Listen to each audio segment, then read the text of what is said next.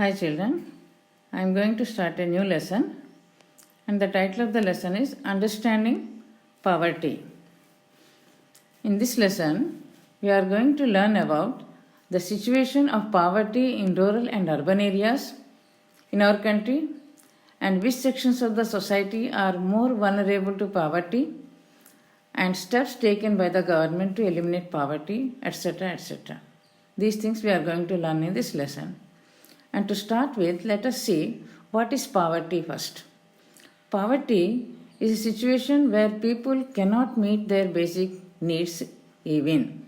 What are the basic needs of people? Food, shelter and clothing, these are the basic needs. And poverty is a situation where people cannot meet their basic needs also. And let us see some of the problems being faced by people in rural areas. And we will see the examples given in the textbook. Ramachari, he is a carpenter in a village and he used to make tools and implements needed by the farmers in the village. Whatever tools and implements were needed by the farmers in the village, they were made by this Ramachari. So he was a carpenter. He had no land of his own or cattle. He was not a farmer. He was only a carpenter. But he was depending on the farming activities because he was making tools and implements needed by the farmers. He was depending on agricultural activities of the village. And till a few years back, Ramachari could get 40 clients at least, most of them farmers, because they needed tools and implements. They used to go to Ramachari to ask to make tools and implements needed by them in the agricultural activities. And in return, they used to pay him with a certain quantity of food grains, 70 kilograms per year or 60 kilograms. As per their capacity, they used to give carpenter. He used to make tools and implements for the farmers, and these farmers used to give him a certain quantity of food grains per year. Take it as 70 kilograms per year. So, of the 2,800 kgs he got this way, there were almost 40 clients, I told you. 40 farmers used to get these tools and implements made by the carpenter. So, 2,800 kgs of food grains he used to get per year. And whatever was needed by his family, he used to keep it for his family, and the rest he sold in the market. And thus he used to make out his source of livelihood. He could get around rupees 375 for 70 kgs of paddy. And this was some years ago. But now, after retaining what his family required, he could make 8,000 rupees in a year this way. And with that, he took care of the family. He could maintain his family easily with the amount which was received by him by selling the paddy in the market, the remaining paddy in the market. Now, when tractors were used in agriculture, the whole scenario changed. After some time, tractors started to be used in agricultural activities. Large and medium farmers, they started hiring these tractors, and it indirectly reduced the use of bullocks and also opportunity of work for Ramachari. Because there was no manual labor being used, tractors were being used for our agricultural activities. So there was less opportunity for work for people like Ramachari in the village. And many of the small farmers, farming was getting more difficult. Canals dried up, so problems of irrigation arose, and to buy agricultural inputs like seeds, fertilizers, bore wells, the farmers had to take loans at a higher rate of interest from money lenders, and repayment of loan was very difficult, especially when crops failed. They could not pay their loans. Now people like Ramachari had no work since there was no demand for any more tools and implements which he used to make for the farmers.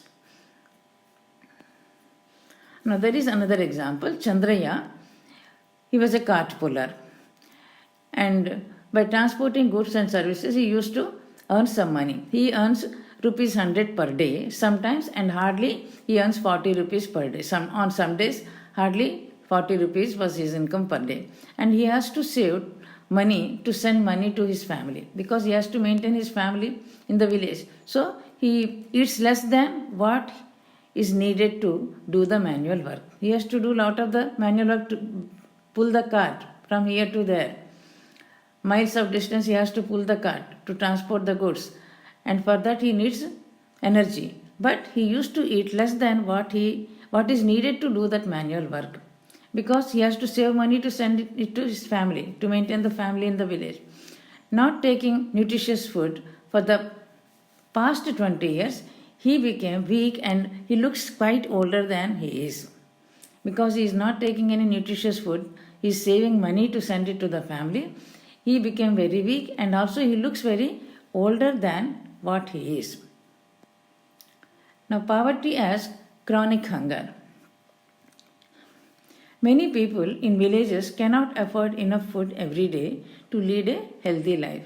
To lead a healthy life, we need nutritious food. But many people in villages, they cannot afford to buy enough food every day to lead a healthy life. And these people eat less than what they should. And if this situation continues for longer time, it is called chronic or persistent hunger. I am repeating once again. Chronic hunger means many people in villages, they cannot afford to buy enough food every day to lead a healthy life. And these people eat less than what they should eat per day. And if this situation continues for longer time, it is called chronic hunger or persistent hunger.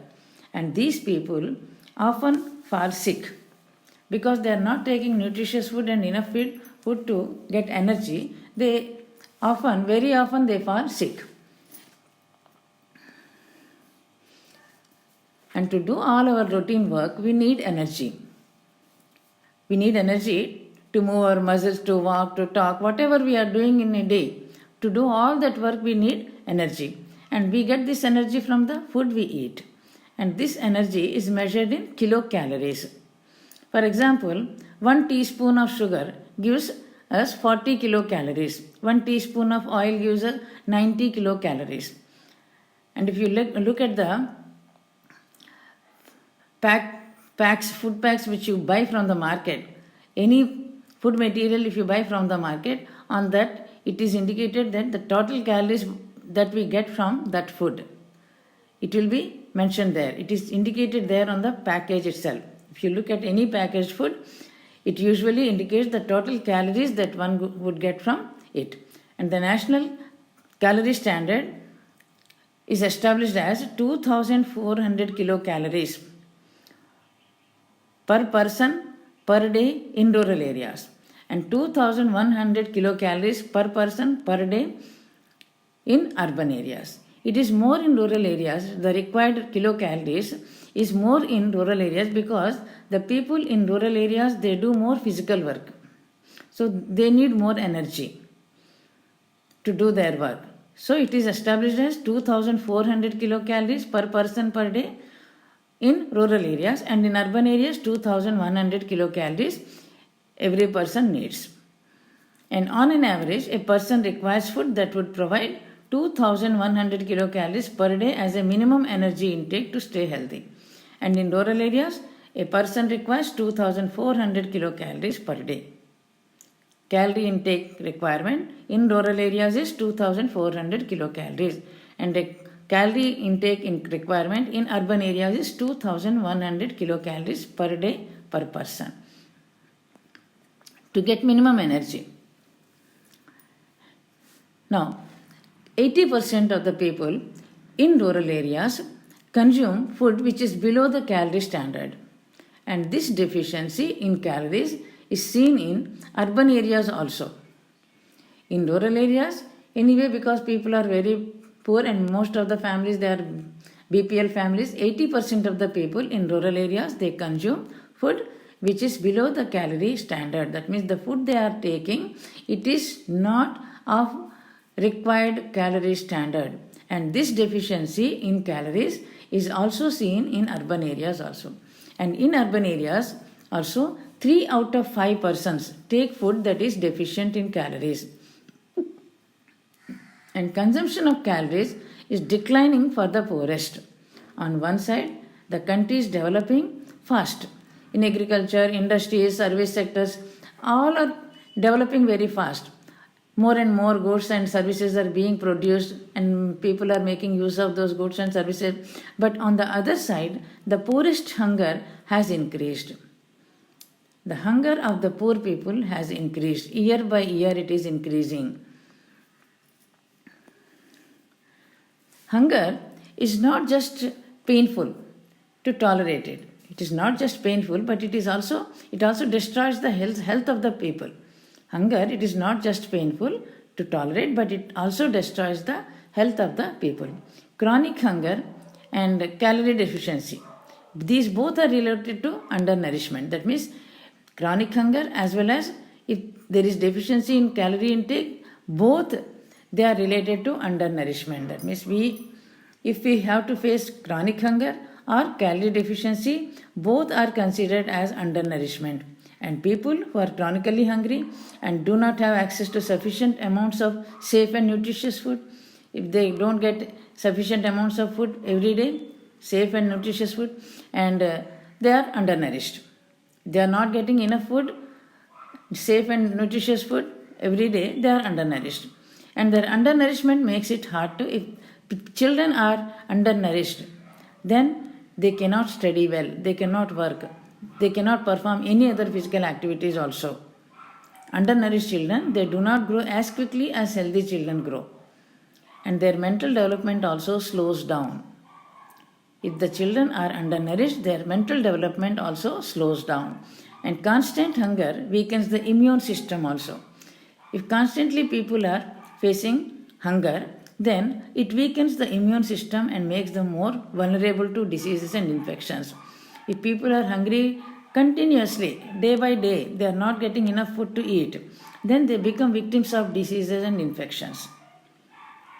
And moreover, mothers who are living with constant hunger, suppose the mothers are facing this problem of hunger, constant hunger, they are not getting enough food to eat, then such mothers often give birth to underweight and weak babies.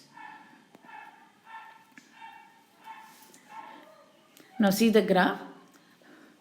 For a large percentage of the population, their daily food intake does not meet the calorie requirement. Just now we have discussed about it. Majority of the population, they are not getting the required calorie food. The calorie intake requirement is not being fulfilled in respect of majority of the population. All the people whose intake falls below the calorie standard can be considered as poor. Those who are not able to take sufficient food with required calories, that means they are considered as poor. Now let us see the graph. In this graph, calorie intake per person in rural areas in India is given. Here you can see expenditure means on x-axis expenditure is given. Expenditure means spending on household items like food, clothing, footwear, education, medical care, whatever are the basic needs of the people to live a healthy life. Those are all considered as expenditure. Expenditure means spending on household items like food, clothing, footwear, education, medical care, etc., etc. And in 2004, every person in the bottom quarter, you can see here, bottom quarter could spend less than rupees 340 per month per person. That is even less than rupees 12 a day on these essential items of living. Every person in the bottom quarter could spend less than rupees 340 per month. That is even less than 12 rupees a day. And those in the second quarter were spending a little more, and so on. As one goes further on the x-axis, the spending rises. Now, BMI. You might have heard of this BMI, Body Mass Index. To find out if adults are undernourished, the undernourishment of the adults is calculated by Body Mass Index, BMI. And this is easy to calculate. Take the weight of the person in kgs. The weight is calculated in kgs. So, take the weight of the person in kgs, then take the height in meters. Height is measured in meters, so take the height in meters. Divide the weight by the square of the height. And if this figure is less than 18.5, then the person would be considered undernourished. I am repeating once again. Take the weight of the person in kgs and then take the height in meters and divide the weight by the square of the height. And if the answer is less than 18.5, then the person would be considered undernourished. And if this BMI is more than 25, then a person is overweight. And remember that this criteria is not applicable to growing children. Only for adults we calculate in this way. By using the body mass index, we calculate the undernourishment of adults. Now, why poverty and how can it be eliminated? The most important contributor to poverty, as you would have guessed by now, is the lack of regular employment. That means the main cause for poverty is lack of regular employment. Most of the people in rural villages, rural areas, they don't have regular employment. Only for few days in the whole year they get employment. They get a work to do and they are paid wages for that. So, lack of regular employment is the major cause for poverty. And in the absence of employment opportunities, people don't have purchasing power. If they don't have employment opportunities, they don't have job, they don't get any wages or income, so they lack the purchasing power. They don't have purchasing power so that they can fulfill their basic needs.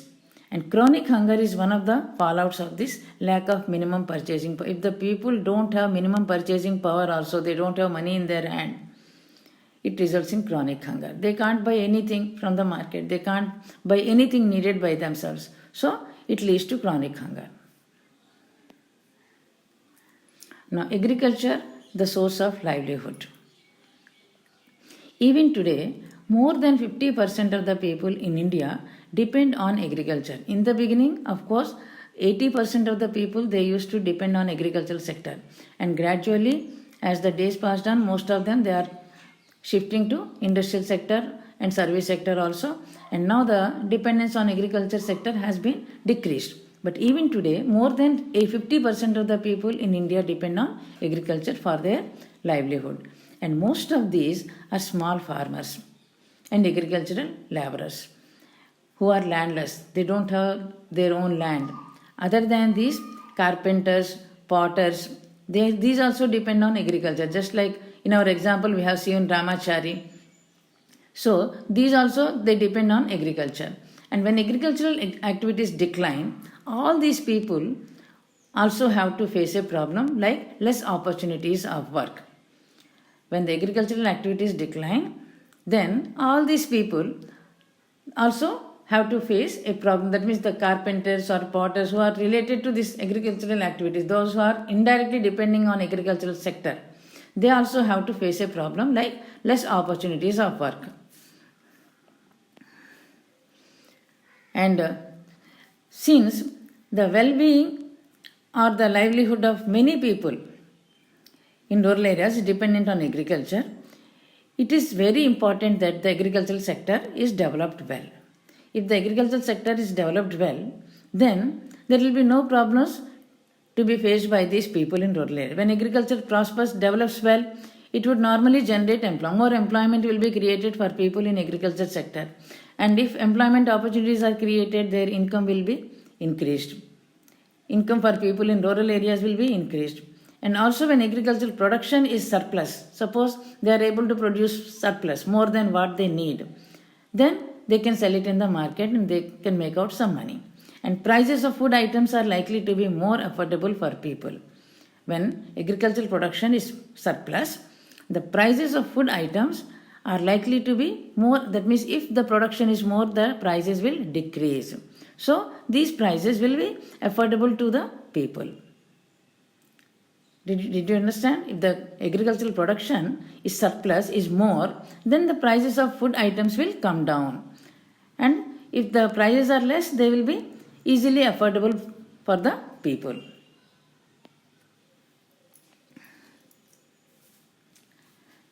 And at present, the problems faced in agriculture are lack of irrigation facilities, getting loans at reasonable rate of interest, high cost of inputs for buying their inputs like fertilizers or seeds. They have to pay much money, so high cost of inputs. Low productivity, the production is decreasing, so low productivity. Frequent crop failures, crops failure due to many causes like droughts, famines, etc., or floods, and these are the major causes for farmers' distress. In rural areas, these are the main causes which are causing problems for the farmers who are doing agriculture. The first one is lack of irrigation facilities, getting loans at reasonable rate of interest, because they are not able to get loans at a reasonable rate of interest. They have to take loans from the money lenders, and these money lenders, they charge a very high rate of interest. And in many remote areas there are no irrigation facilities. They have to depend on the bore wells. They have to depend on the rainfall. Rainfall, it is erratic rainfall. We don't know when it will be raining or when it will stop. We don't know which year it will be less or in which year it will be more. So lack of irrigation facilities, getting loans at reasonable rate of interest, and high cost of inputs. They have to pay a high money to buy the inputs from the market. And low productivity. After doing all this also, if the production decreases, then it is also a problem. And frequent crop failures. Crop failure is the most common cause which is being faced by people in agricultural sector. And these are the major causes for farmers' distress. Now let us stop it here. I'll continue in the next part of the lesson.